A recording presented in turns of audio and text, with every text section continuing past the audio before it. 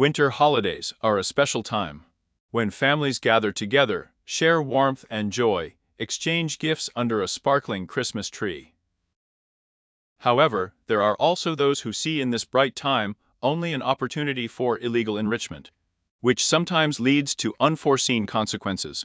The Harris family moved to the small town of Diane, New York, in 1986 year. The head of the Tony family got the position of sales manager at Kaku, specializing in electronic equipment. In 15 years of work, he has built an impressive career, realizing his long-standing dream. Tony built a special home for their loved ones. He lived 17 happy years with his wife Dolores. Their 15-year-old daughter Shelby and 11-year-old son Mark attended a local school. 1989th year, the family was fully integrated into the local community. Dolores, known for their culinary talent, often indulged neighbors' homemade cakes. She was actively involved in the school board and charity work. To expand her horizons, she opened a cozy souvenir and handmade shop in a converted barn next to the house. Thanks to her open nature, Dolores quickly made friends in Don't. The whole Harris family led an active social life, was fond of sports, and tried not to miss local events. December 22, 1989, was the last school day before the Christmas holidays. After school, Shelby spent time with her boyfriend James. About 15 hours and 30 minutes, she took a bus with friends to her stop. Just a 10-minute walk from the house. She had arranged to meet James later, around 7 in the evening. On the same day, Dolores' friend, Rita, went to the store for holiday souvenirs. The store was open, but the hostess was not inside. The call home also went unanswered. Surprised by the unlocked store, Rita arranged with Dolores for the delivery of purchases by 18 hours and 30 minutes. The younger Harris got off the school bus around 4 o'clock. The boy stayed with friends to play in the snow. About 15 minutes later, Dolores called her friend, Anne, and discussed the upcoming sporting event. Dolores was as cheerful and friendly as ever. Tony was finishing his workday at this time. At 15 hours and 15 minutes, he left the office in the direction of home. The trip usually took about 15 minutes. In anticipation of the holiday, he hurried home to see how his wife decorated the house for Christmas. That evening, at 18 hours and 30 minutes, Dolores waited in vain for her friend, who promised to bring purchases from the store. A strange feeling of unease came over her when the phone calls went unanswered. The same situation happened with Shelby's boyfriend. She was supposed to visit him at 19 o'clock, but she didn't show up. Despite numerous attempts to contact the Harris family by phone, the line was constantly busy.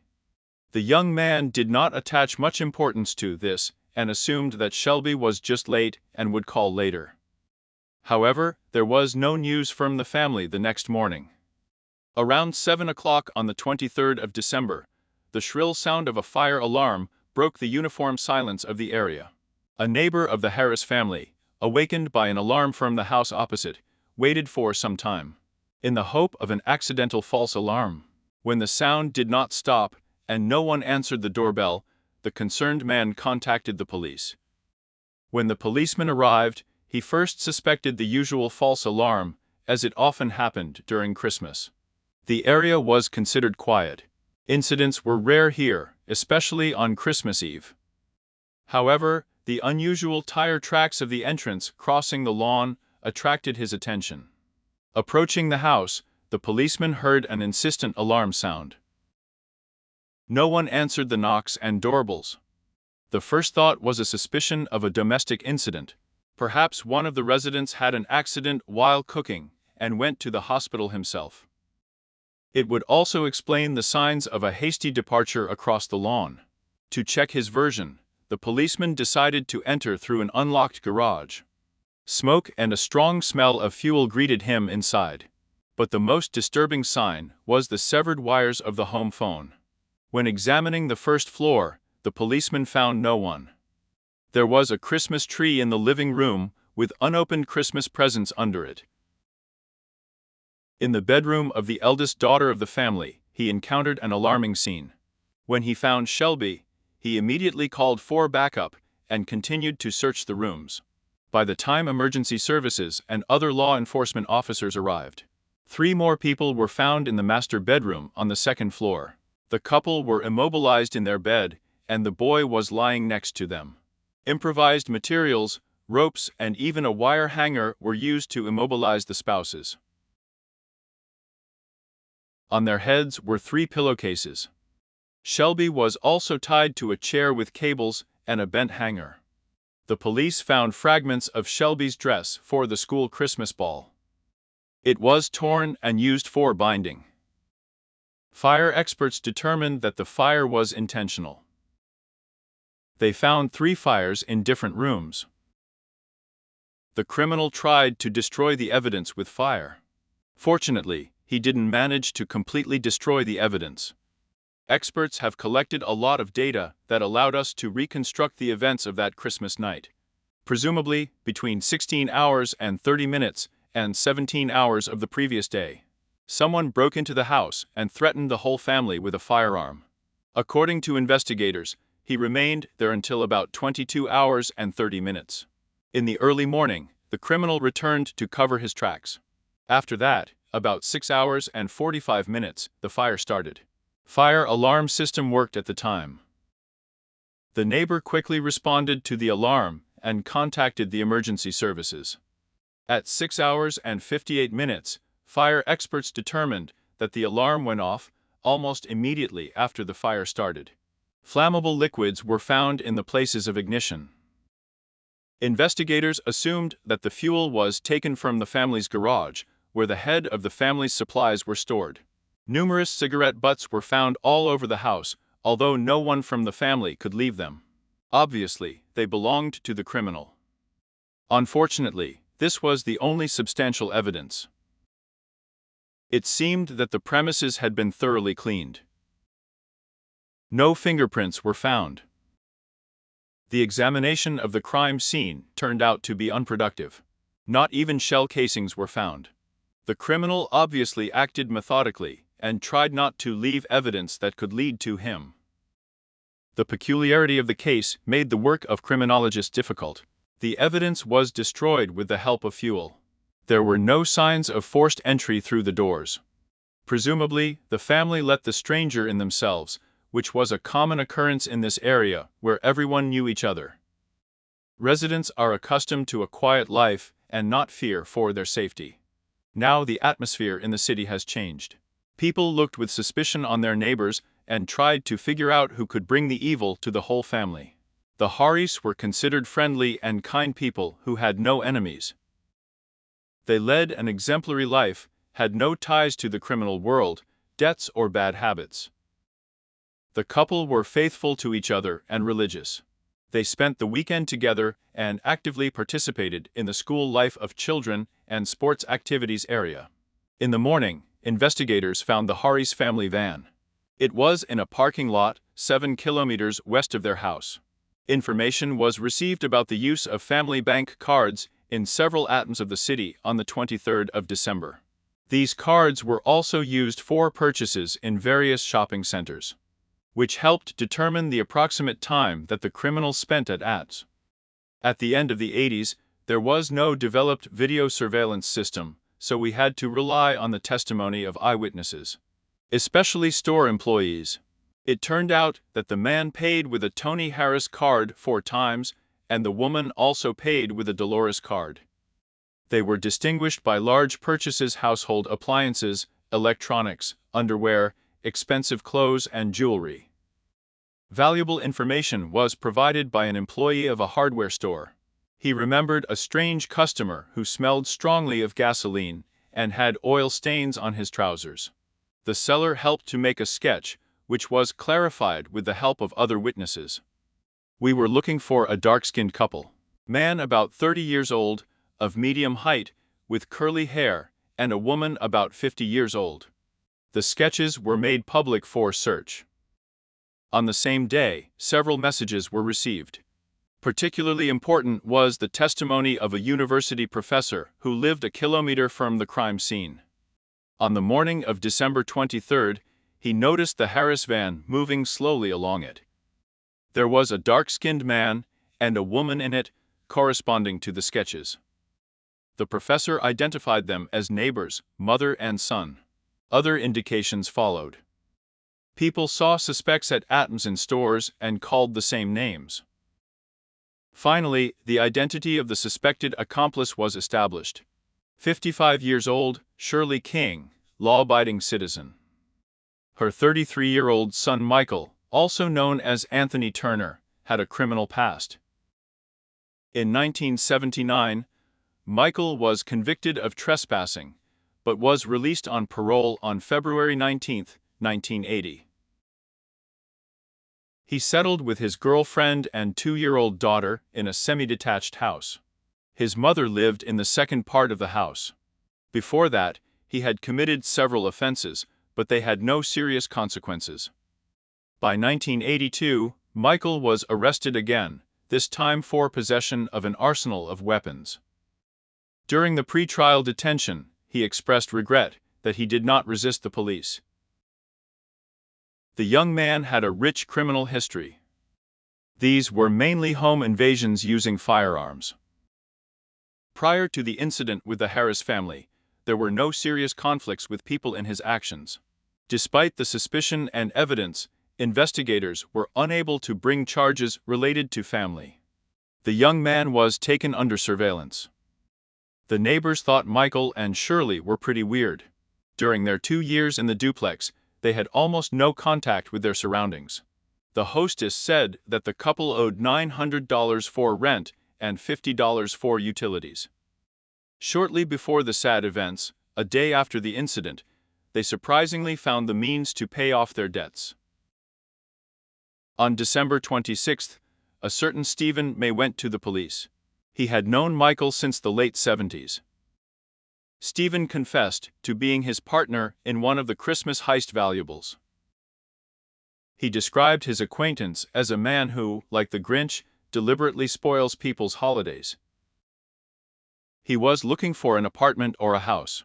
According to Stephen's story, he visited his friend the day after the incident, who showed him homemade equipment and modified devices. Stephen clarified that the arsenal of weapons was sold to Michael by a friend back in January of 87th year. The characteristics matched the evidence from the crime scene. Explains the lack of silence, which the neighbors Karasev noticed at this time. Michael's mother, Shirley, worked as a hotel cleaner. On January 30, 1990, an undercover investigator settled there. His name was David Hardin, and he was a novice but promising investigator.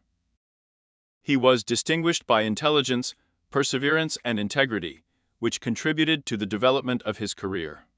A recent divorce forced him to throw himself into work. Friends joked that he was now married to the service.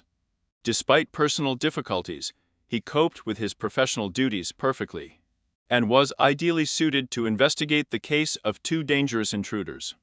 Colleagues noted Hardin's special talent for finding clues in the most difficult cases, and fingerprints where even experienced specialists could not find them.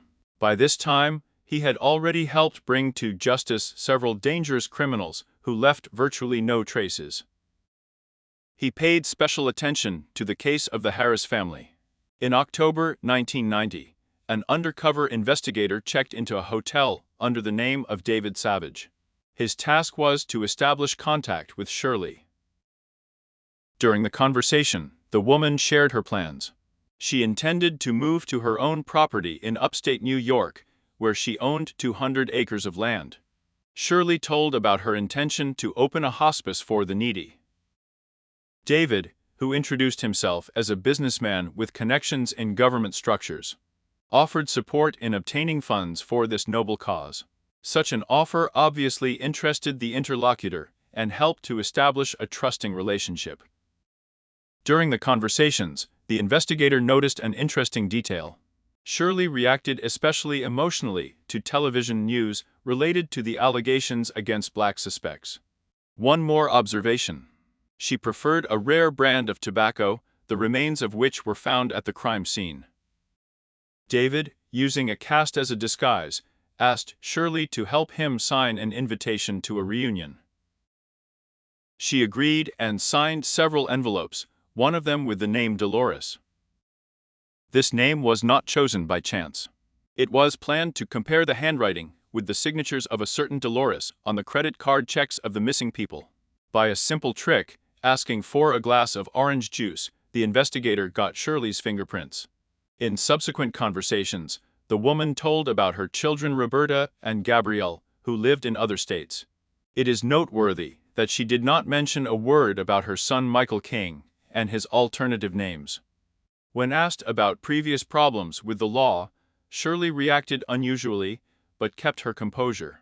While earlier it was reported that the homes of the victims were not found fingerprints, Hardin was convinced of the opposite.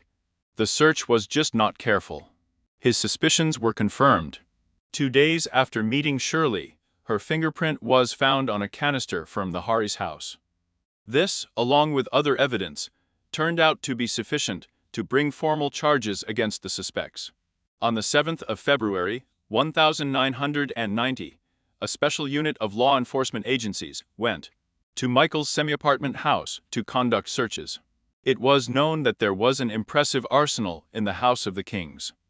Given Michael's previous statements about his willingness to confront the police, a rescue helicopter was lifted into the air as a precaution. Several medical teams were on alert in case of complications. When the unit entered the room, they found Michael armed on the bed. After a request to stop the resistance, he abruptly stood up and a shot rang out. Return fire was opened. Late fragment was found in the ceiling, reaffirming the legality of the actions of law enforcement. At that moment, Shirley King was already in custody.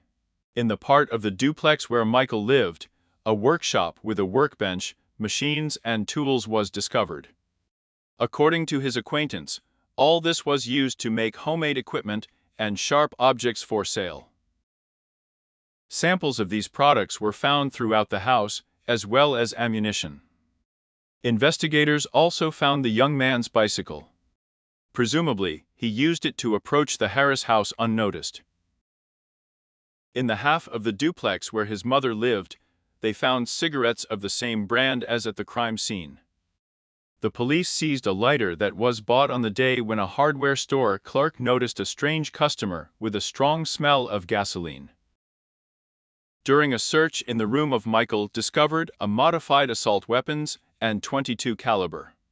It corresponded to the description of the object, which was reported by a friend of the suspect. The ballistics examination confirmed the connection of this object with the incident at the Harris house. During the interrogations, Shirley insisted on her innocence and claimed that the investigators were trying to accuse her without grounds. She acknowledged that the son gave her someone else's credit card, but supposedly not interested in its origin. The woman denied the charges and said it would be unwise to harm an entire family because of the several $1,000s she and her son spent. She later changed her testimony. She acknowledged her son's actions, but insisted that she did not know about his intentions. Shirley said that she learned about the incident with the Harris from the news and asked her son about it. Michael admitted and explained their actions by the fear of being discovered, that the family would recognize him. According to Shirley, she chastised her son for what happened, but did not inform the authorities. However, a new investigation refuted her claim of non-involvement. A small fingerprint was found on one of the cans, which, according to Hardin, belonged to Shirley. Investigators suspected that Shirley was not present during the incident with the family, but definitely appeared there later. As a hotel maid, she was professionally engaged in cleaning rooms and could remove various types of stains. These skills probably helped her to clean the house carousel. At the beginning of August 1990, Shirley's case was brought to court. The prosecution filed 12 counts, including complicity in trespassing, altering the crime scene, arson, possession of someone else's property, and obstruction of the investigation. On August 13, The prosecutor suggested Shirley's more serious involvement, but due to lack of evidence, these charges had to be dropped. It is known that the girl Michael lived in a duplex and was there for Christmas. During the hearing, she confirmed Shirley's alibi and said that her boyfriend had gone somewhere twice without explaining where. His mother stayed with the young woman all night. However, she suspected that the woman left with Michael at night. According to investigators, she decided to help her son cover his tracks after the incident with the Harris. The prosecution's star witness was David Harden. His emotional testimony seemed to finally convince the jury of Shirley's involvement. The jury found her guilty on all charges: arson, illegal entry, forgery of documents, obstruction of justice, and illegal possession of other people's property. The sentence was 44 years with the possibility of parole in 18 years. Before the jury, Shirley admitted using someone else's credit card, but insisted that she did not know its owners and had never been to the Harris house. She accused David Harden of falsifying evidence, bias, and deliberate defamation in order to close the case. These statements were ignored, but the story took an unexpected turn. At the beginning of 1991, David Harden, trying to enter the CIA, passed a lie detector test. He did not pass the question in the Shirley King case, which raised suspicion of possible falsification of evidence. The check showed that the fingerprint allegedly found on the canister and attributed to Shirley no one has ever seen. The experts who initially worked on the case confirmed that they found nothing during the inspection of the crime scene. David and his fellow cops have been accused of several similar cases, including unfair prosecution Shirley. In November 1992, the case took an unexpected turn. Harden confessed to giving false testimony. The court sentenced him to 4 whole 5/10 years in prison. The same sentence was handed down to his fellow policeman, who knew about the actions of his colleague and covered them up. This case became the starting point for a comprehensive review of the work of the NIPT, which revealed a whole system of similar violations. As a result, serious reforms were carried out in the working methods of local law enforcement agencies. After Harden's confession, Shirley was released. She spent about 2 whole 5/10 years in prison. The woman confirmed her participation in the use of other people's credit cards and forgery of documents, but has already fully served her sentence for these crimes. Now Shirley has decided to seek compensation for the moral damage caused. She appealed to the court, which sided with her. On the 13th of December, 2007, a decision was made to pay her $286,000 by the state of New York. It was found that the city's police department was responsible for negligence, improper supervision, and intentional violations. Shirley later admitted that she wanted to look Harden in the eye during the trial, when his illegal actions would be revealed. She was sure she would have seen the lies and fear in his eyes. In the year 2015, Shirley died. She was 80 years old. Meanwhile, her son's guilt in the incident with the family was fully proven. He was really involved in what happened with the Harris family. Relationships with children can sometimes be difficult, especially during the transition to adulthood, when parents try to guide their children on the right path. But sometimes excessive concern may lead to unintended consequences. In the small town of Wilds, Florida, near Orlando, lived Gail Clivenger, the mother of And. The 46-year-old wife, born on the 4th of July, 1972, was one of 6 children in a dysfunctional family. Her early childhood was marked by heavy home. Parents led a chaotic lifestyle, abused alcohol, did not provide proper care for children, and could not stay at work for more than a few months.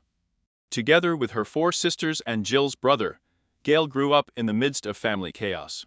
But the siblings were able to become a reliable support for each other. Surprisingly, all these difficulties only strengthened Jill's character. She developed into an optimistic, friendly, and confident personality. From a young age, she was interested in art, first violin, then painting. Dreaming of devoting her life to art, Jill realized that the path would be difficult without the support of her parents. She decided to start with a more secure career. In 1990, after graduating from high school, she entered the University of Miami to study architecture. Thanks to her natural intelligence and determination, she proved to be an excellent student and graduated from the university with honors. Young and purposeful, Jill was full of energy and ambition. Although the architecture was considered a difficult area for women, she managed to find work in the specialty in a month. Her career developed quickly, but her personal life was not so successful. In the mid-90s, she began dating a young man, and soon their relationship led to marriage. Unfortunately, this union turned out to be an unhappy one. Problems familiar to her from her youth returned to her life. Thanks to the support of friends, she managed to break off this relationship. Relatives helped her protect herself from her ex-husband and get a restraining order forbidding him to approach. The only positive moment of that period was the birth of her son Gregory Ramos, over whom she retained custody. Despite the difficult past, Jill did not lose faith in the possibility of building a happy family. At the beginning of the 2000s, fate brought her together with Daniel Clevenger. He turned out to be a calm and reliable person who shared her family values. Jill felt that happiness had finally smiled on her. Although she was cautious at first, over time she became convinced of Daniel's sincere intentions. A year later, they decided to get married. In the year 2018, they lived like a big family. Jill, Daniel, her son Gregory, and Daniel's children from a previous marriage, whom his mother left at an early age. Thus, Gregory had a half-brother and a half-sister.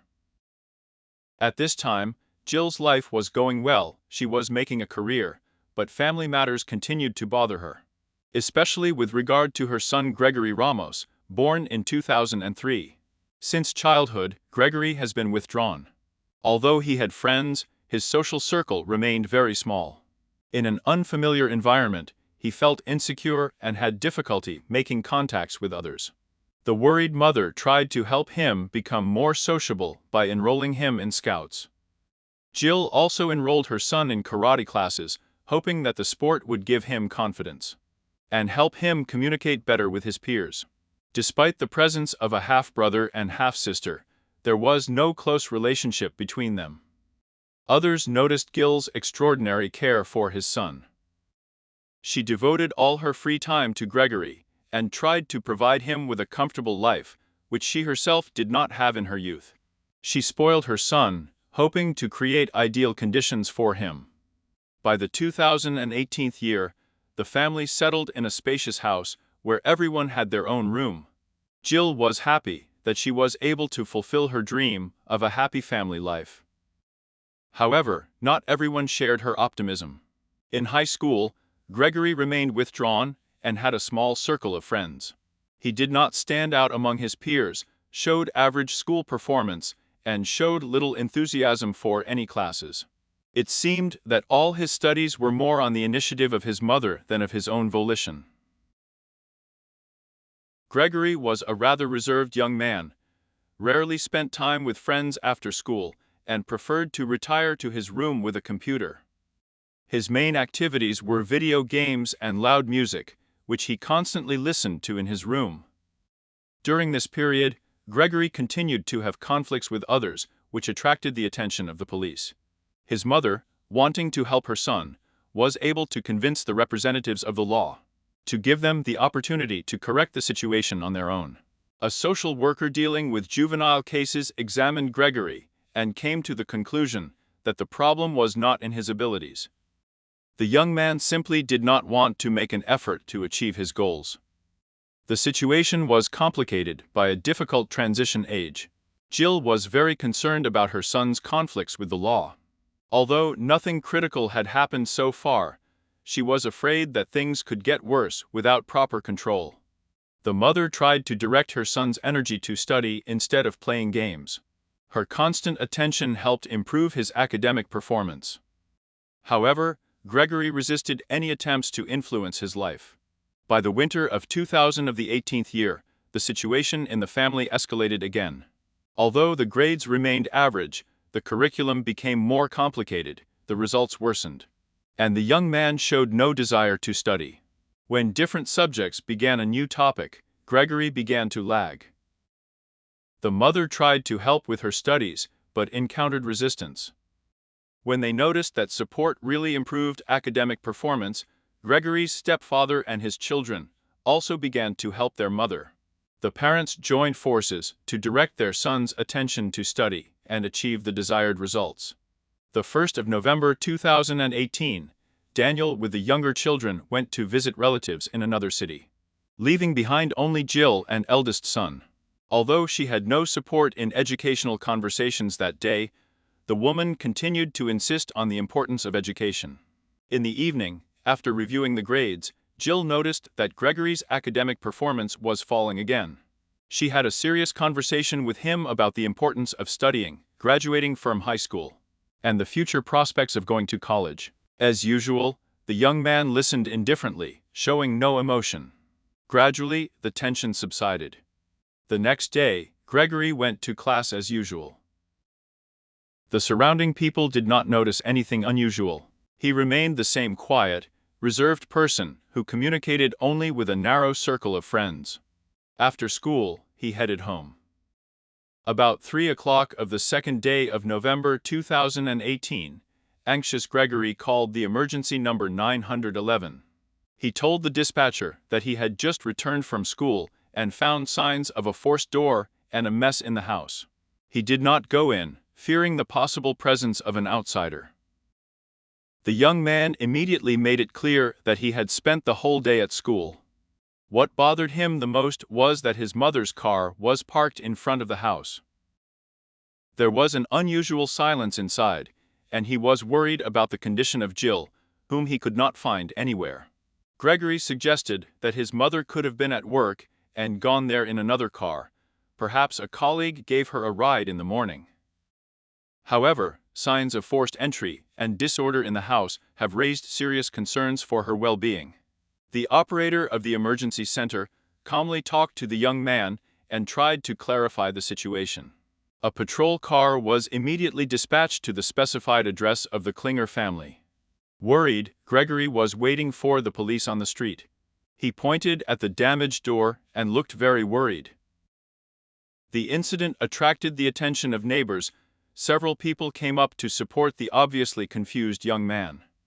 Gregory tried to call his mother several times, but he only heard voicemail. Damage to the hinges was visible on the front door. Inside, there was complete chaos, broken furniture, broken glass objects. Jill's car was indeed parked in front of the house. During the inspection of the car, no suspicious traces were found. The police noted that the destruction in the house does not look like a regular robbery. It seemed that someone had deliberately destroyed the property. Surprisingly, the neighbors reported that they did not hear any noise. According to Gregory's testimony, everything was supposed to happen during his school classes. However, the main reason for Jill's absence remained. The young man was in such an agitated state that the authorities decided to take him to a medical center for examination and possible psychological help. The fact that the rest of the family was away and Gregory was alone made the situation even more alarming. No one could imagine who could have been involved in this incident. After examining the woman's past, investigators examined the possible involvement of her first husband, with whom she had a difficult relationship. However, this version was quickly discarded. The man was at work, which was confirmed by both colleagues and camera recordings. Investigators contacted Daniel, the second husband of the missing woman, hoping to get more information.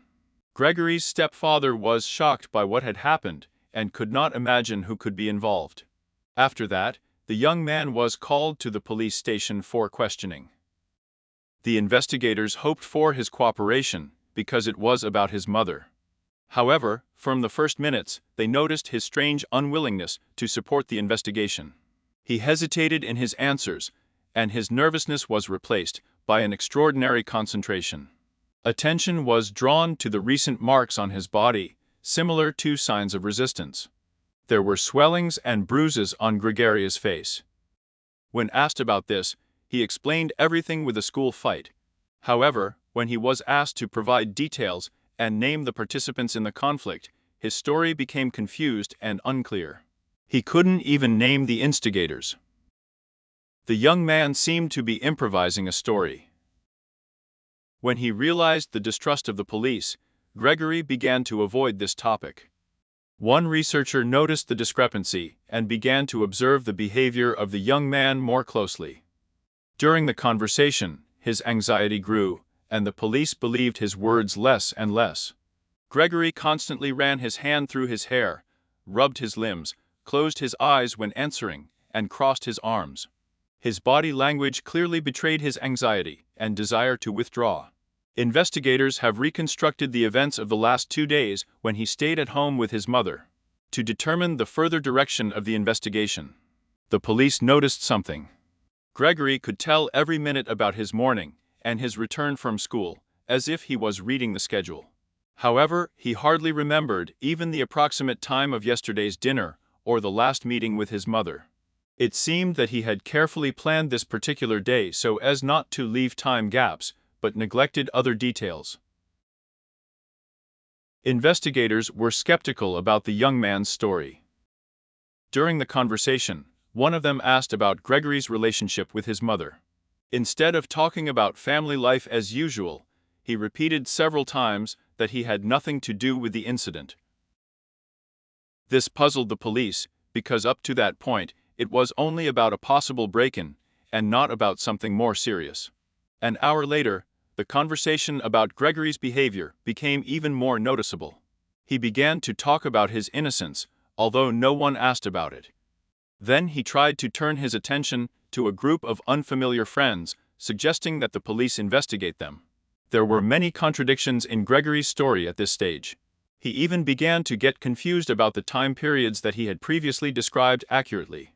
When the police pointed out these inconsistencies, he decided to tell a different version. According to him, it all started the day before, when his mother scolded him after school because of a bad grade in biology. In an emotional moment, she raised her hand to him for the first time. During a conversation with investigators, Gregory told his version of events. According to him, there was a serious conflict between him and Jill, in which the situation got out of control. After the incident, the young man, in a panic, decided to hide what had happened and took Jill away in a car. He drove around the city for a long time, trying to collect his thoughts. In his very depressed state, Gregory thought about irreparable decisions several times, but restrained himself, and continued to drive around the neighborhood. Finally, he found a secluded spot near an abandoned church.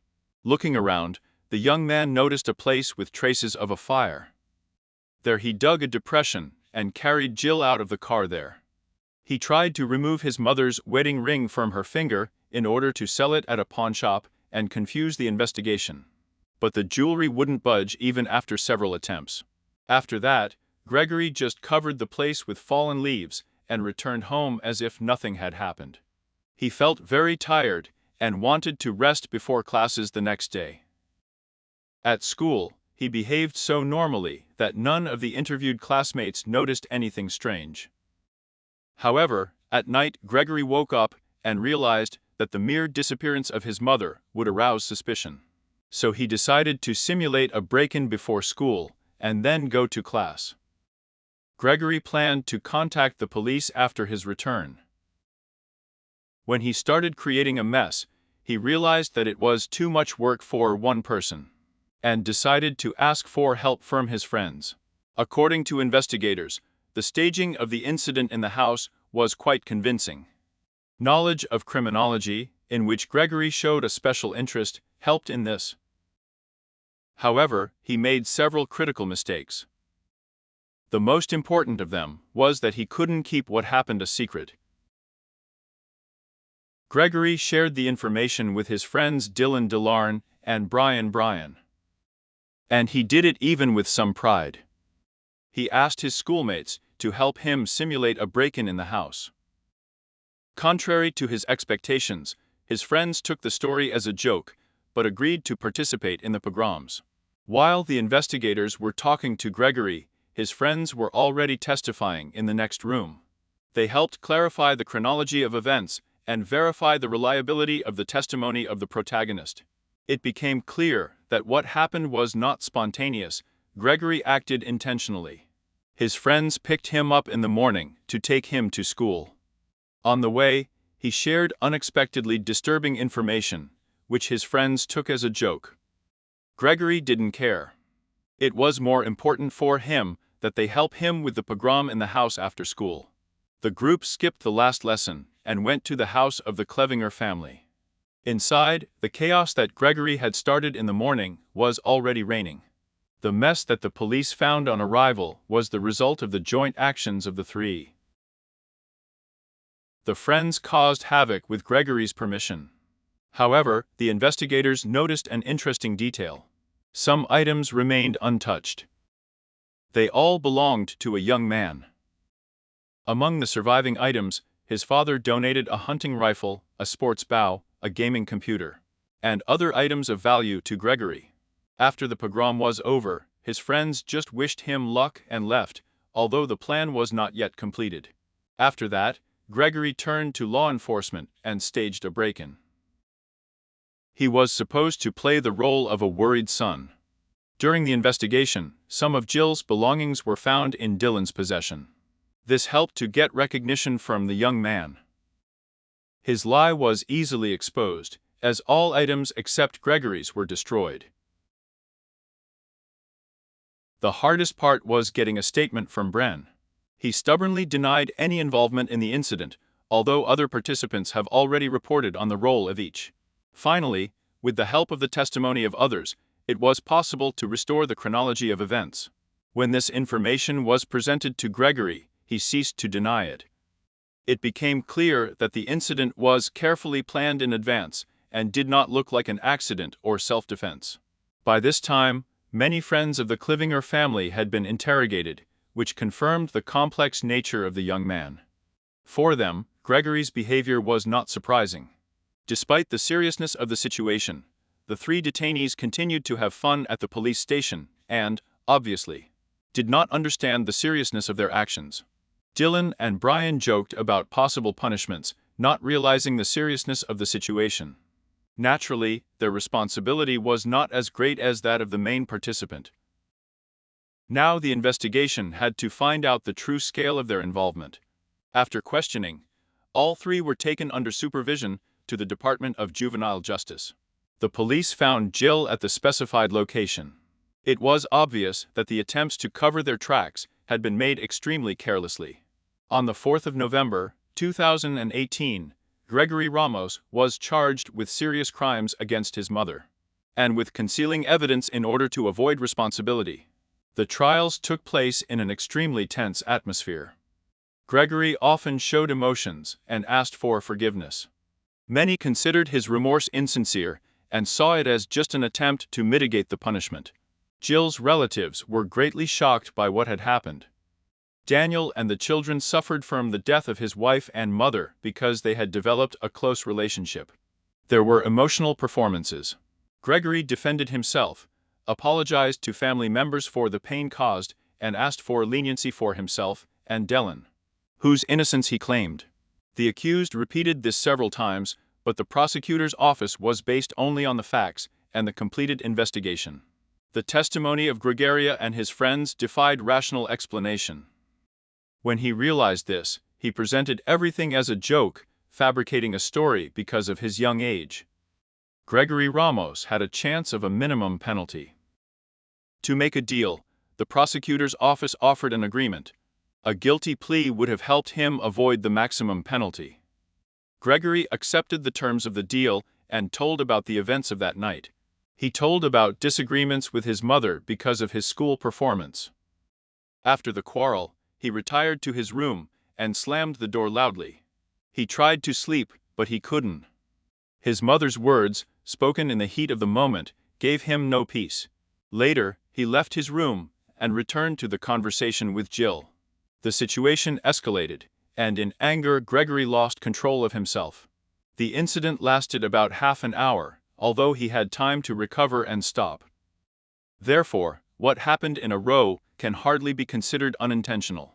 It turned out that Jill, while Gregory was in his room, contacted her husband, who was with the younger children at relatives, and told him about a difficult conversation with her son. Her husband tried to calm her down and promised to take care of everything when I'll be back in a few days. He could not have foreseen such a development. The court sentenced Gregory to 45 years in prison. The possibility of parole will appear in 25 years. After his release, he will be under constant supervision. Despite Gregory's pleas for leniency for his friends, they also faced severe punishment up to 30 years. Dylan Shigari was denied the possibility of bail after a preliminary hearing. Dylan had a history of psychological problems, in connection with which there was a possibility that he would harm himself or run away.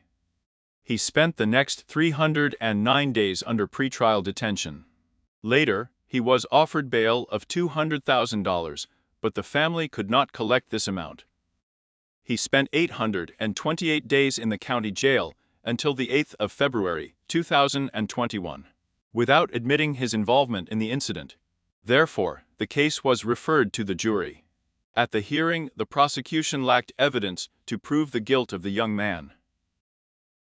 The judge made a compromise decision. Dylan received a 10-year suspended sentence. Brian Parros. Lucky most of all. After preliminary hearings, his bail was set at $10,000, which his parents were able to pay. He received standard conditions, but still managed to finish school and go to college. During this period, the young man never violated the conditions of his release.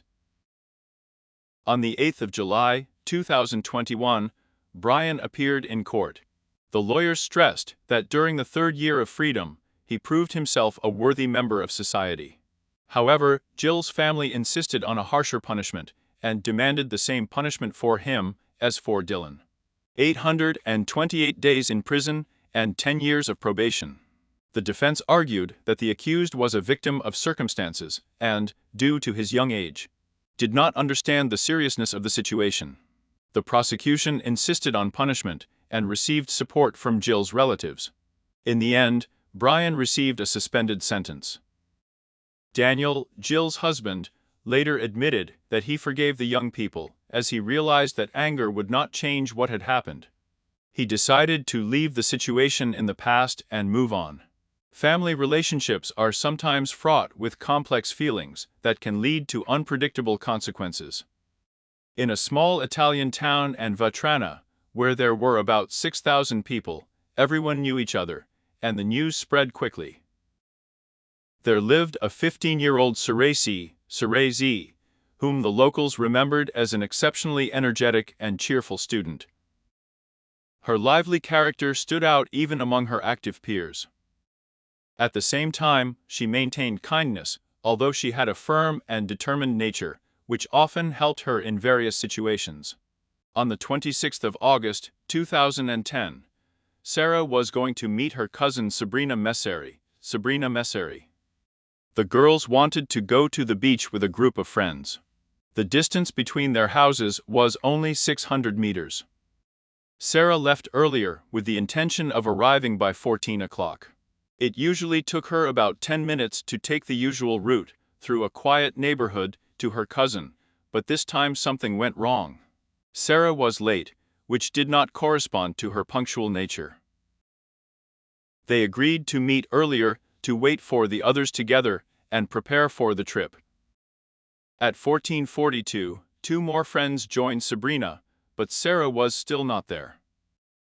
The first one said that she had already tried to contact Sarah several times, but all calls and messages remained unanswered.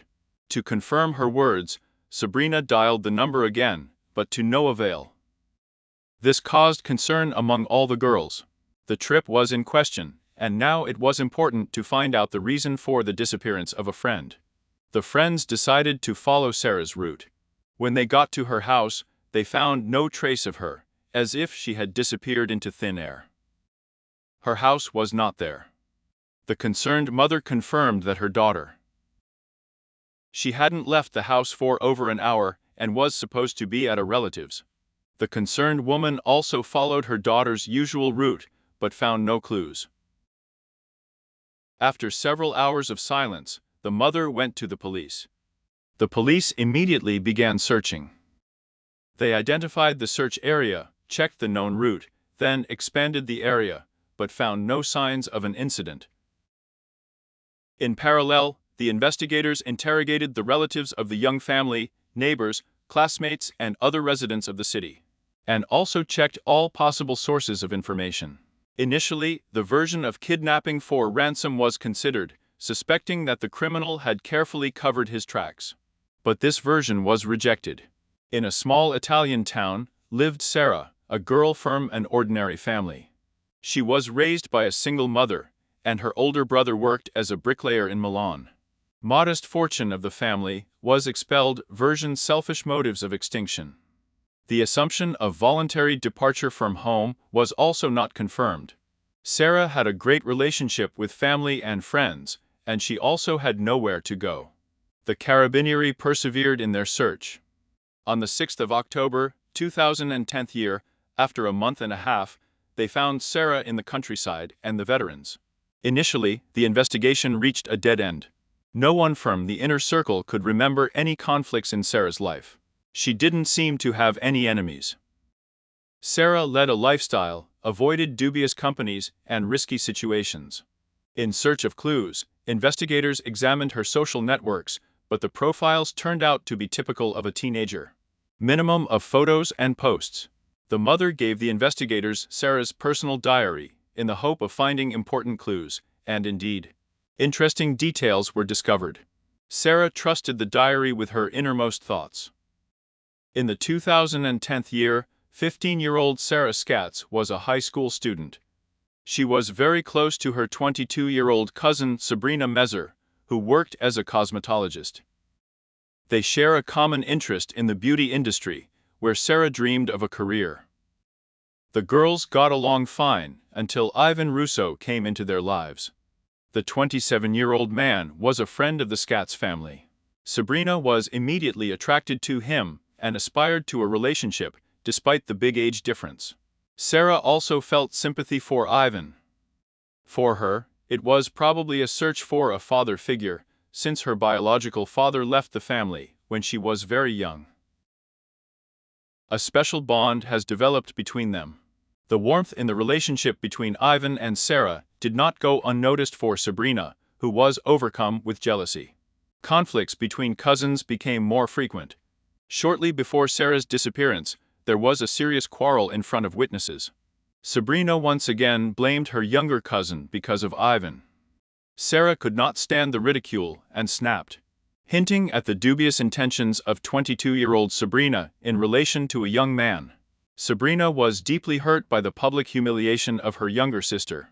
The story quickly spread around the neighborhood and acquired new details. The next day, residents animatedly discussed the relationship between Ivan and Sabrina, and put forward increasingly strange versions of what had happened. The relationship between the cousins was completely ruined. Studying the diary of Sarah, the investigators found an interesting entry. In it, she described her cousin's unusual behavior that evening. Sarah noted that she had never seen her relative in such a state and even felt fear. This could indicate a serious motive. But could family disagreements lead to such consequences?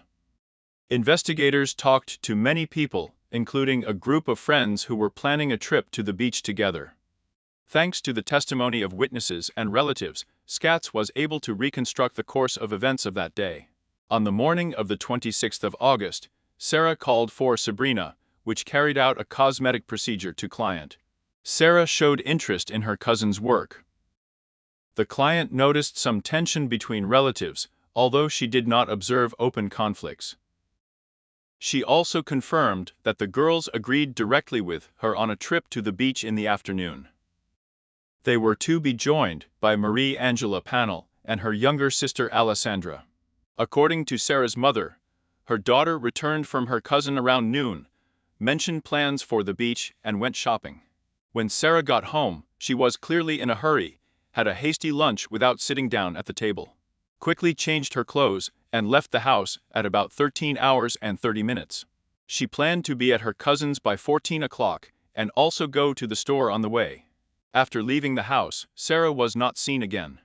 At 14 hours and 42 minutes, the friends arrived at Sabrina's house, in the presence of which she again tried to contact Sarah. The investigators had to find out at what point Sarah's path was interrupted. The interrogation of residents brought unexpected results. Several people confirmed that they saw Sarah come to a relative and go inside. After that, her trail was lost. This raised serious questions for Sabrina. In the investigation, she became the main suspect with motive and opportunity in the spotlight of the authorities. Her house was searched. Medical examination revealed the cause of the incident: difficulty breathing. The time coincided with Sarah's stay at Sabrina's house. The evidence pointed to a relative. Analysis of telephone conversations showed. At 4 hours and 23 minutes, Marie Angela was talking to Sabrina and confirming plans for the beach. At the end of the conversation, Sabrina asked an unusual question. Has Marie Angela found Sarah? It seemed illogical, as the girls went different routes and could not meet. Such a question looked strange, but understandable if one suspects a desire to create an alibi. At 14:28, Sabrina's phone received a call from Sarah. According to the examination, the event has already taken irreversible at this point. The call probably wasn't made by Sarah, an obvious attempt to deflect suspicion. The suspicions against Sabrina were getting more serious. Carabinieri talked to two friends who were planning a trip to the beach with Sabrina and Sarah. Their story contained interesting details. When the Zero sisters arrived at Sabrina's house, Sabrina did not usually meet them on the veranda outside the house. This was different from her usual behavior, as she usually received guests inside the house. This time, she seemed to be deliberately delaying the time and not letting them into the building. Now this behavior has acquired a new meaning. Maybe Sabrina was hiding something. The main person involved in the case, approaching the guests, immediately began to explain Sarah's absence and showed concern. In the presence of her friends, she called to the room Sarah, as if to confirm his words and create a good excuse. At the first call there was a signal, but no response. After the second attempt, the phone was turned off. Sabrina drew the attention of those present to this and began to show even more concern. It all looked suspicious. The investigators found that by this time, the decisive events had already taken place in Mesri's house. Disturbing evidence was found at the residence indicating that more people were involved in the incident than initially thought. In the well, which became a key place of investigation, experts found tire tracks and fingerprints. They were identified by checking the immediate environment. The tracks matched exactly the profile of Sabrina's family car. However, there was a strange discrepancy. The time of appearance of these tracks coincided with the period when the girls were in the house Mesari, talking to Sabrina. Analysis of the collected materials showed that Sarah's uncle, Mikkel Mesari, Sabrina's father, played a key role. According to the reconstruction of events, Sabrina had very little time left to cover up the traces of the incident. Sabrina turned to her father, asking for help in removing evidence. The man, unable to resist his daughter, hid everything in an old well nearby. A bonfire site was discovered, where Sarah's personal belongings and items were found, and with Sarah's houses. Michele tried to cover his tracks by destroying them in the fire.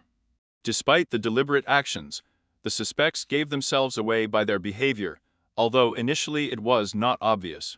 After the disappearance was registered, Sabrina and her mother Cosima Sirana actively participated in the search. They appeared on television programs, where they reported on the disappearance of Sarah and asked for help in the search. It turned out to be only part of a series of diversions. Unnoticed, they spread various versions through the media, from kidnapping by the mafia or a family doctor to Sarah's romantic escape. From the very beginning, Cosima Sirana spread rumors about Sarah's father and described him as a criminal and a member of the mafia. By the 2010 year, he had long left his family. His fate remained unknown. The woman claimed that Sarah's disappearance could have been the revenge of criminal authorities. All these versions turned out to be just an attempt to confuse the investigation. However, they created a real information chaos, which greatly hampered the work of investigators. The well with the evidence was far enough away, which prolonged the search operation. Each delay played into the hands of the Messeri family, who continued to build a complex network of deception to avoid responsibility. Analyzing the behavior of the suspects, the investigators noticed that only Michele showed signs of mental anxiety. He had all the signs of an emotional breakdown. On September 29, 2000, he went to the police and reported that he had accidentally found Sarah's mobile phone in an olive grove. The evidence against Miss Erie's family began to accumulate. It became clear that the man was tormented by conscience. Michele secretly came to the police station, without the knowledge of his wife and daughter. Obviously, the phone couldn't have been found by accident. On the 6th of October, 2010 year, Michele could no longer stand the strain. He confessed to involvement in the disappearance of his niece and said that everything happened by negligence. However, his testimony raised doubts among the police. Michele explained his behavior as a nervous breakdown due to a faulty tractor. At first, he denied personal motives, but later changed his testimony and explained that everything happened after Sarah's refusal. According to him, he made inappropriate actions and then caused irreversible damage. The medical examination, however, did not confirm this version, which increased doubts about the veracity of this confession. The story that Michele told was constantly changing. On the 15th of October, 2010 year, an important detail appeared in his testimony. He first mentioned the presence of his daughter Sabrina in the garage during a meeting with Sarah. According to his new version, it was his daughter who brought the girl to the place where he was repairing the tractor. Sabrina allegedly insisted that her father teach Sarah a lesson. But this version didn't last long either. After long conversations with investigators, he changed his testimony again and now claimed that everything happened by accident. According to him, Sarah just fell, unfortunately, during the game. A year passed before Patriarch Messeri changed his testimony again to defend Sabrina and take the blame. However, the investigators wasted no time. The evidence and the man's words pointed to Sabrina's involvement in Sarah's disappearance, but not only her. Investigations have revealed the involvement of at least 2 people in this incident. There was a question about the identity of the second participant.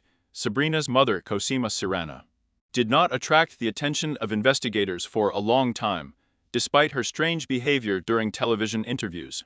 Medical examination showed that Sarah almost no resistance.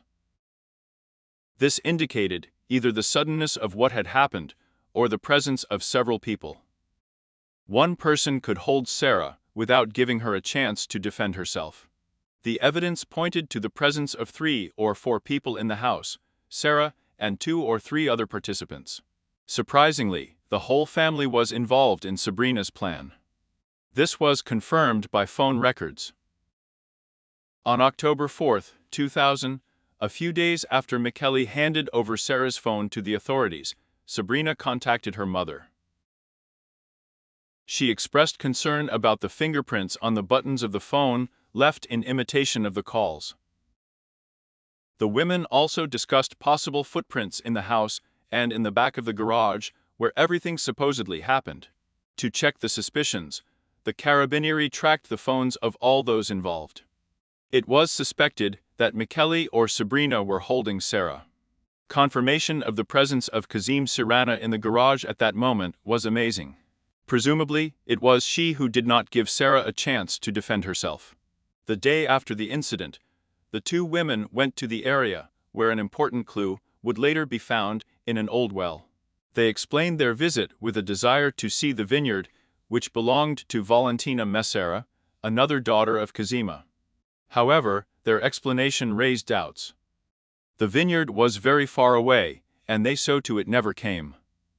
Instead, the women stayed in the immediate vicinity of this well and then went to the place where, as it turned out later, important evidence was destroyed.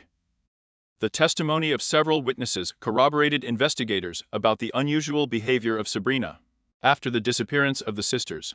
Despite the previous close relationship, which deteriorated due to a mutual acquaintance, the suspect spoke about Sarah with surprising coldness, which shocked the whole family. The case attracted a lot of public attention. The city has been circulating various disturbing rumors, and many of the witnesses probably didn't want to have anything to do with these investigations. Among them was the florist Giovanni Bucalleri. While working in the garden, he witnessed a conflict between young women. He heard the sounds of a struggle and then saw Sarah being taken to the car. Later, when he did not want to participate in the trial, he withdrew his testimony and exercised his right to silence. His original story, however, was confirmed by his colleague and wife. He shared similar details with them, and the time intervals coincided. According to Giovanni, he saw Cosima taking Sarah out of the yard into the trunk of a car. These events happened exactly when the other participants of the trip arrived at Sabrina's house. She met them on the veranda and tried to prevent the girls from entering the house and seeing what was happening in the yard. Inconsistencies in the suspect's words were revealed by one of their cousins. Soon after the disappearance of Sarah, he spoke to his sister, who described the clothes of schoolgirls. However, she told the police that the missing person did not come to her after lunch. The description of the clothes completely coincided, although the girl changed before going out. Sabrina couldn't have known this without seeing Sarah in person, which clearly indicated a lie in her testimony. The trials began on the 10th of January, 2012, and lasted much longer than originally expected. During the trial, new circumstances surfaced, revealing the true intentions of the accused women. Special attention was paid to the photo of Sarah, which was sent to Ivan Russo the day before the fatal event. The prosecutor's office used this photo as proof of Sabrina's involvement. The investigators found that Sabrina felt a romantic interest in a young man and was jealous of Sarah.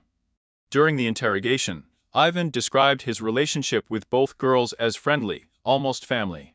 According to him, Sarah perceived him as a father figure and sent the photo only to show her new hairstyle. He had a fairly close friendship with Sabrina, but nothing more, although she later began to pay him very sincere compliments. A few days before the incident, Ivan decided to stop communicating with the obsessive Sabrina. He did not like her persistent behavior, and the girl herself did not attract him. Ivan stressed that this decision had nothing to do with Sarah. The prosecution managed to restore the exact chronology of events, despite the attempts of those involved to cover their tracks.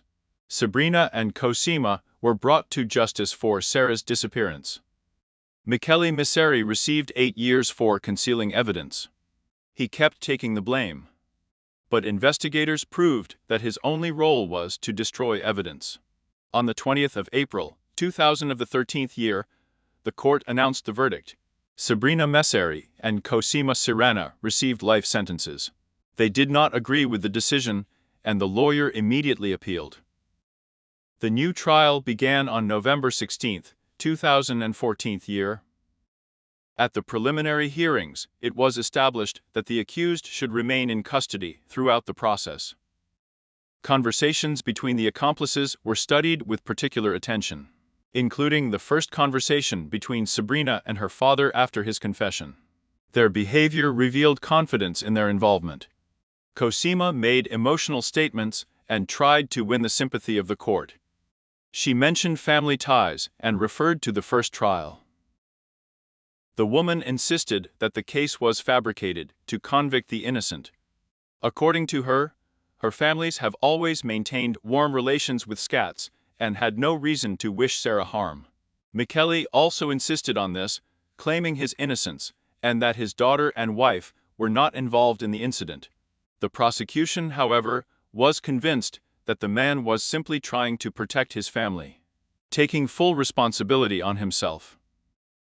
On July 27, 2015, the Court of Appeal confirmed the original decision.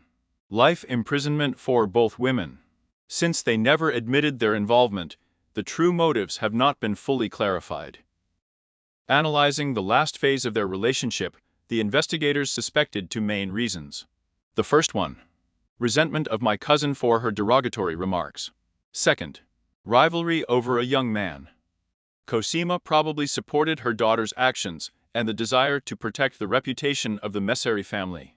In her opinion, the niece's public statements could cause serious damage to the name of her family.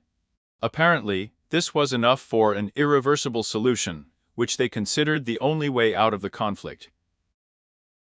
Later it turned out that there were other participants in this story. Michele's brother, Carmino, and his nephew Cosmo received 7 years each for aiding and abetting the concealment of evidence. Former lawyer Sabrina received 2 years of probation for conspiracy. Giuseppe, the owner of the hotel, was sentenced to 2 years in prison for perjury. 4 others involved received sentences ranging from 1 year to 16 months for complicity. In the 2020 year, the trial of Ivan Russo, the young man who became the cause of discord between young women, took place. It turned out that he had been hiding the truth about his role in the incident for 10 years. On that crucial day, contrary to his initial testimony, the young man met with Sabrina and Sarah half an hour before the tragedy. His actions contributed to the escalation of the conflict between young women. Ivan was sentenced to 5 years in prison for perjury, but the sentence was later overturned and the young man was released. Most of the defendants in the case have already served their sentences and returned to normal life. The exception was Cosmo's nephew, who, unfortunately, did not live to see the end of his term due to health problems. In February 2024 year, Michel Messeri was also released. His sentence was reduced by 685 days, 585 of them for good behavior. Such bonuses are awarded every 6 months, and about 100 days were added according to the law on empty prisons. A year before his release, Michele's lawyer filed a complaint about the conditions of detention. His client's cell had only 3 square meters without a shower and hot water. These conditions lagged far behind the standards of the European Convention on the Rights of Prisoners. After his release, Michele began to claim that he acted alone and thus tried to protect his wife and daughter. According to him, his previous testimony was changed under pressure from the police. However, even Sarah's relatives felt that the degree of his responsibility was determined correctly. Sarah's relatives have an ambivalent attitude to this story. It is known that cousins and men from the Scats side are ready to meet and possibly restore family relations with the Messeri family. According to them, a lot depends on Michele himself, but they all agree with the verdict for Sabrina and Cosima, and consider the decision fair. Michele's lawyer explained his client's behavior with a normal sense of guilt towards his family. In his opinion, Michele is trying to demonstrate this in this way, and still hopes to get a judicial review for his wife and daughter. As the defender said in an interview, since his release, Michele has been writing letters to Cosima and Sabrina every day, but has not yet received a response. Currently, opinions on the court decision are divided. Some believe that Michele is the main culprit and was able to confuse the investigation so much that even the awakened sense of guilt did not help to justify his relatives. Others point to Sabrina and Cosima, who had a serious motive to get rid of Sarah. Meanwhile, Cosima and Sabrina continue to serve their life sentences. The story that will be told here makes you think about the disturbing side of human nature. Psychiatrists note that some criminals find pleasure in stalking their victims. Helen Wake, affectionately called 50 by her relatives, was born in Minneapolis, Minnesota. She had a quiet life and loving parents. The girl had artistic inclinations, was interested in scrapbooking, dancing, made jewelry from simple metals, and loved it very much. Shortly after Al was born, the Wake family moved to Westchester, Ohio. There she lived with her parents and her pet lizard. From an early age, she showed great interest in nature and could even get her best dress dirty when something caught her attention. Nature was her passion. She wanted to explore everything around her without worrying about little things like dirty clothes. Over time, Elle's interests were constantly expanding. She started growing plants, sewed hammocks, and got a cosmetologist license. In the summer of 2018, the girl dreamed of working for themselves, she said, to make the world a little more beautiful. Everything was going well. Until one day, Elle received an unpleasant message from a hidden profile on social networks. At first, she didn't pay attention to it and thought it was just a bad joke. The situation gradually became more and more alarming.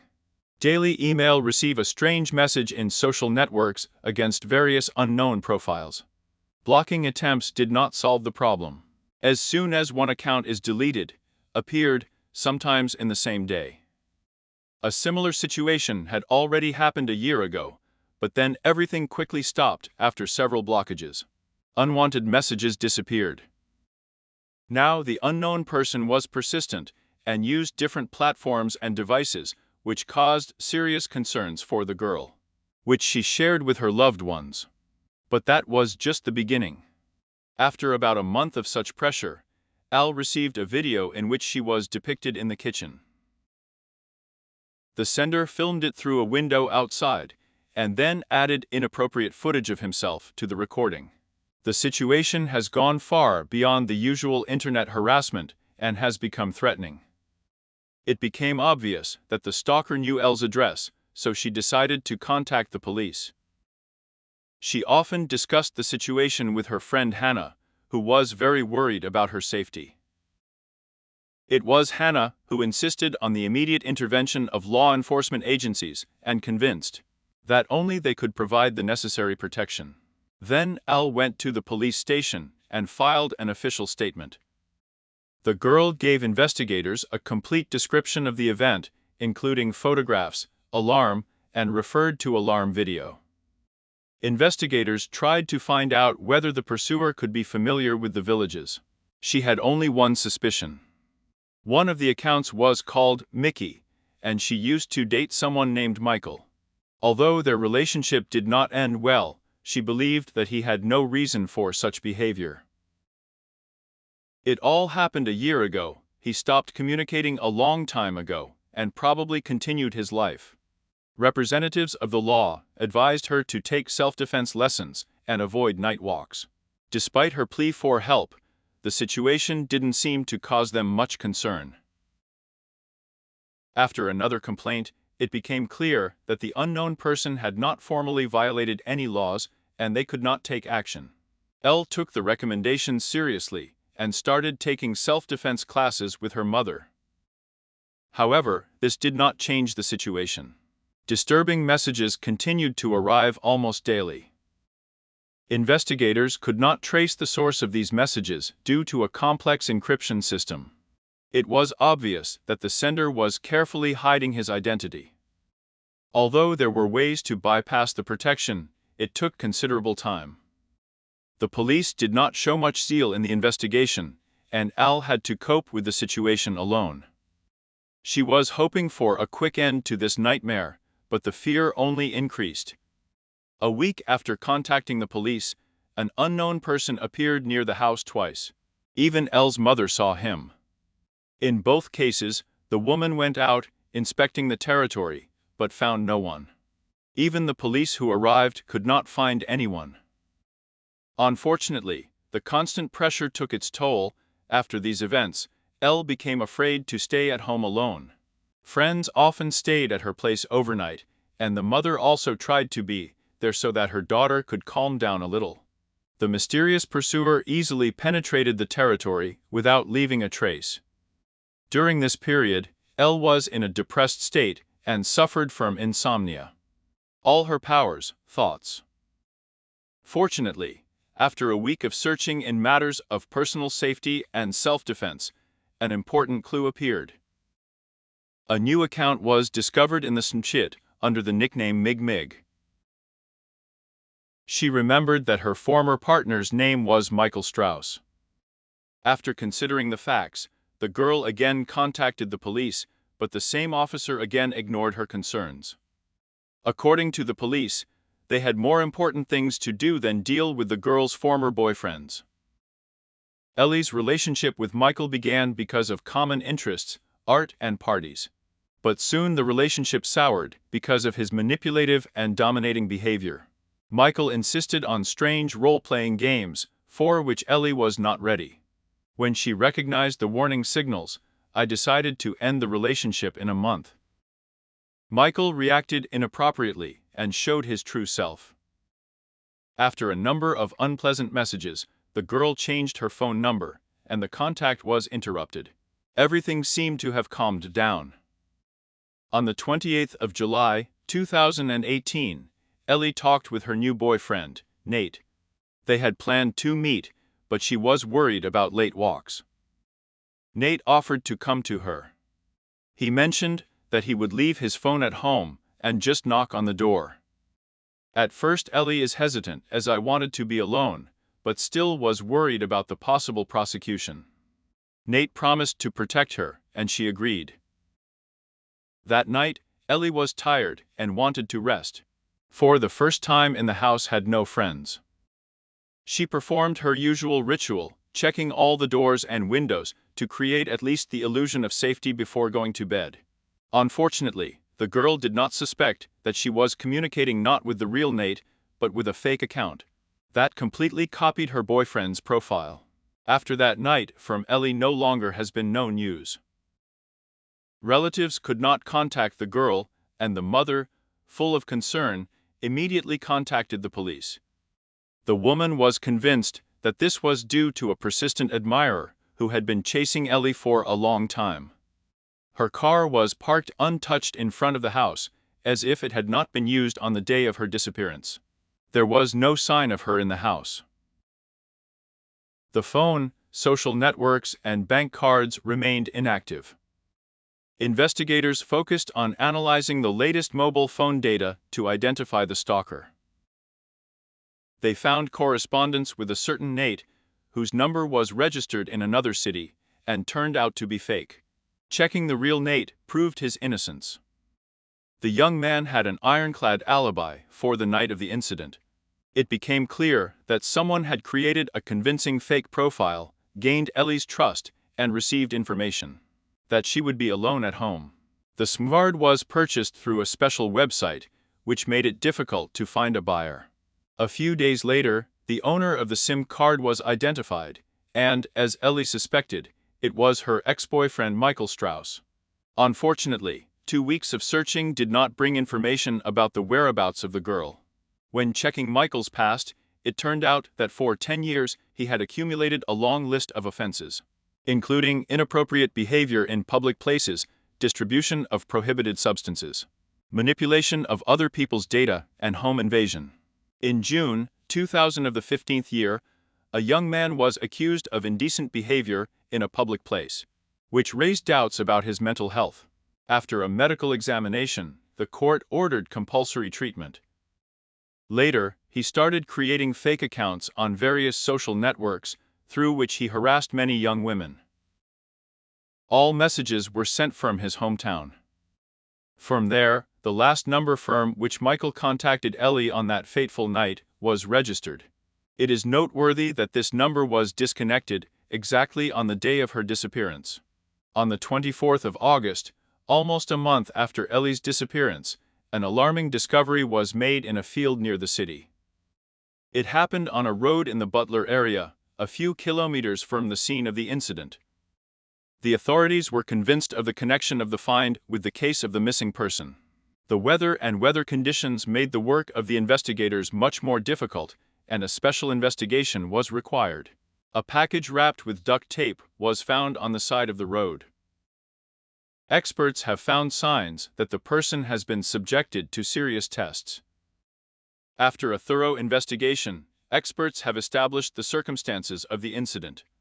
It is noteworthy that the location of the discovery was just a few minutes' walk across the field from Michael Strauss' house. All this time, the public and journalists eagerly followed the search for Ellie. Family and friends did not lose hope of finding a girl. They believed that she was somewhere and could be saved. Unfortunately, the news from the police station destroyed all their hopes. In the early morning, at 4 o'clock, the police arrested the main suspect. The arrest of Michael Strauss caused a great resonance. The police had to make a huge effort to keep the crime scene intact.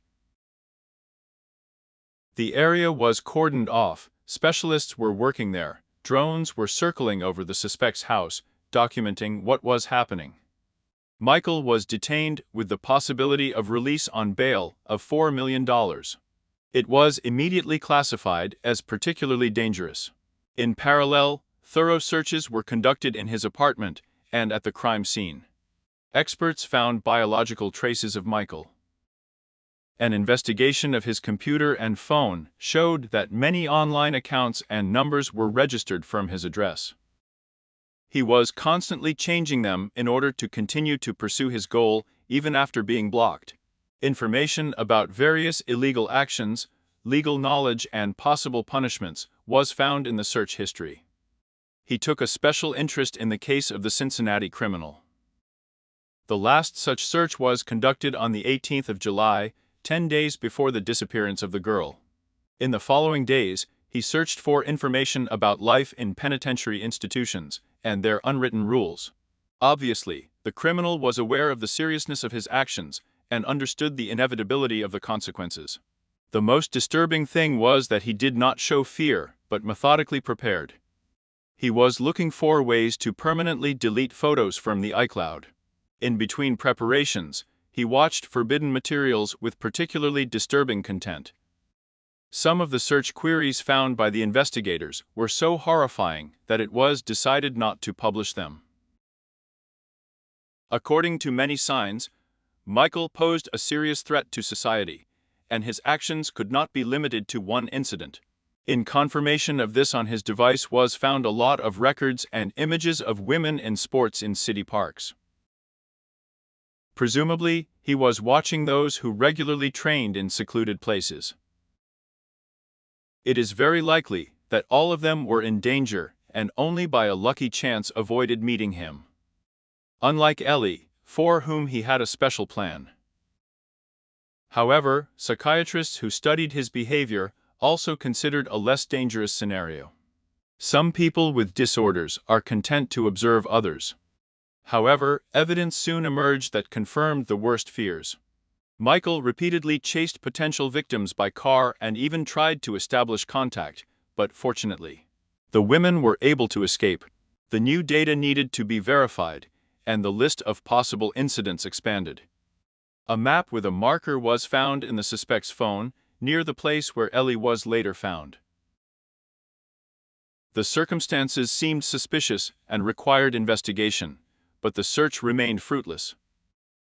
After his arrest, Michael remained calm. He explained his strange internet searches and found materials as preparation for filming horror. According to him, he was fascinated by amateur films, and he dreamed of creating his own masterpiece.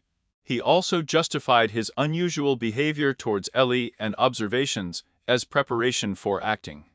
Presumably, he wanted to write a convincing script about the stalker, make test recordings, and find favorable angles. All of this, as Strauss claimed, was just a creative experiment. He didn't warn Ellie because he wanted to capture her sincere emotions during the events. However, the prosecution came to a completely different conclusion. The objects found by investigators in Michael's room became the decisive evidence. Ellie's papers, a lock of her hair and a pink necklace were found there. The parents identified the jewelry and confirmed that the girl had never taken it off. Experienced investigators noted that the objects found resembled a collection of souvenirs.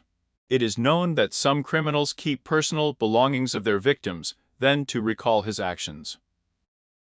During the interrogations, Michael behaved defiantly and arrogantly. He seemed to be deliberately trying to annoy the police. He showed no remorse and was constantly looking for excuses for his actions. Michael claimed that he did not understand why the incident occurred near his house. According to him, Ellie never took off your jewelry and always wore a driver's license. Fortunately, under the pressure of the investigation, the suspect began to tell the truth. After several hours of interrogation, Michael changed his testimony and described the creation of a special film, for which he was promised a large sum of money.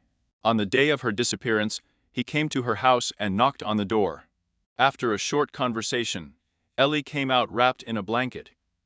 Michael explained this by her desire to hide from the prying eyes of neighbors. They arrived at Michael's house, where he began filming in the basement. According to him, everything happened by mutual consent, but the situation got out of control. Later, Strauss explained that he deleted the recording and threw away the memory card. The suspect's version raised doubts among the investigating authorities. During a search of his house, a strange room with a bed and handcuffs was found in the basement. Specialists carefully examined this place and found important clues. Traces of Ellie's presence, which was later confirmed by DNA tests. Investigators did not believe Michael's statements about the girl's voluntary participation in his projects. They knew how he lured her out of the house under the pretext of a new relationship. Ellie's relatives also categorically denied the possibility of her consent to such recordings. Obviously, she was in this basement against her will. What was particularly disturbing was how calmly Michael talked about the last moments of the incident, as if it was a normal thing for him. After his arrest, the police received reports from people convinced of the involvement of this man in other incidents. Despite the painstaking work of investigators, it took the help of the FBI to uncover the full scale of his activities, both on the internet and in real life. Agents studied his psychological profile and analyzed extensive digital evidence. In the end, Michael was charged with several aggravated felonies, including withholding evidence and other offenses. The evidence base included more than 800 pages, and all the materials were presented to the jury during the trial. However, the defense adhered to a different version of events. The lawyer claimed that Ellie agreed to the recording and understood the possible consequences. He insisted on the absence of intent. The defender tried to build a version according to which Ellie had problems with her mental state, and what happened could be due to improper use of medications. But the prosecution had the results of a medical examination, which showed the absence of any drugs or alcohol in the girl's body. The lawyer's assumption about her mental state deeply affected the relatives, since Ellie's anxiety arose precisely because of Michael's persistent attention. After preliminary hearings, the accused unexpectedly admitted his guilt. For the family, it meant the end of a grueling process. They won't have to listen to all the hard details of what happened. However, this decision also led to a commutation of the sentence. Under the terms of the deal with justice, at least 6 charges were dropped. At the final meeting, Strauss addressed Ellie's relatives with a detailed speech and expressed regret for what had happened. "Please believe me, with all my heart, I never wanted to hurt anyone. If there was a way to change things, I wouldn't hesitate to switch places with her." The girl's relatives interpreted these words as another manipulation. Later, the young man's mother personally met with Ellie's family to express her deep regret. She couldn't believe that all these years she had raised a man capable of such a thing. Her remorse sounded much more sincere. The prosecution insisted on the maximum punishment. The defense, as expected, asked for leniency. Michael was sentenced to a long prison sentence with the possibility of parole in 15 years. Additionally, he received a year and a half for harassment and threats, and a year for inappropriate behavior. All terms must be served consecutively. According to the judge, the defendant deserved a chance for rehabilitation. Given the time already served in jail, the first possibility of his release will come in 2036th year. The next in 2041st year. This decision caused outrage among the Wake family. They said they would attend every commission meeting to prevent his release. Many were still wondering about the reasons for what had happened. Why did Michael do this a year after the breakup? Why couldn't he go further? He did not give a clear explanation and continued to talk about the accident during recording. The prosecution had no idea that the record could be made, but in other circumstances, because of the painful intentions. After Michael's arrest, Ellie's relatives contacted the prosecutor's office. Relatives demanded to bring to justice all police officers who could not help the girl when she asked for protection. An internal investigation was launched. It turned out that one researcher had committed serious violations. He did not conduct proper documentation and a full investigation of Ellie's harassment claims. As a result, this employee was suspended from service. In prison, Michael shared disturbing information about Ellie with his cellmate and hinted that she was not the only victim. This confirmed the suspicions of the police and Ellie's testimony that Michael had previously harassed other women. In a conversation with his cellmate, he mentioned a certain Shelley, with whom he did the same, and whom he then left near a stream in the vicinity of the city. The police checked this information, but found no confirmation. In January 2000 of the 18th year, the police received a report about an incident in the park. An unknown man in a black hoodie and mask attacked a young woman while she was jogging. He tried to drag her into the bushes and ordered her to be silent. Fortunately, she managed to break free and escape. Michael is also being investigated for a possible connection to another unsolved high-profile case. Caitlin Maron disappeared in August of the year 2011 from her home in Fairfield, Ohio. It happened after a party that Michael attended. For this event, Caitlin was photographed with her boyfriend and Michael. In 2013 year, Cedar Grove, Indiana, was made disturbing discoveries related to her disappearance. The investigators found similar methods with other businesses. Investigations into this incident continue to this day. There are suspicions about the involvement of this person in other similar cases, but there is not enough evidence yet.